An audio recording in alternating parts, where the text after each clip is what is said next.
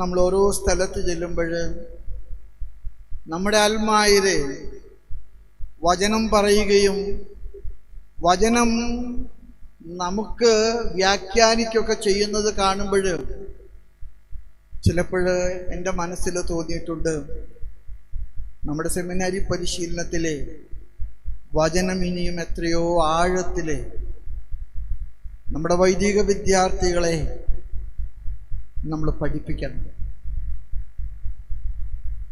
സ്നേഹമുള്ള ബ്രദേഴ്സിനോടൊക്കെ എനിക്ക് പറയാൻ ആഗ്രഹമുണ്ട്. സ്വന്തം കൈപ്പടയിലെ വചനം എഴുതി 5 പ്രാവശ്യം തീർത്ത ഒരമ്മച്ചി മൗണ്ട് സെന്റ് തോമസിലെ എന്നെ കാണാൻ വന്നപ്പോൾ എൻ്റെ ഹൃദയത്തിൽ ഒരു പലവിചാരം ഉണ്ടായി. ദൈവമേ, ഈ അമ്മച്ചിയുടെ മുൻപിലെ നമ്മൾ ആരാണ്?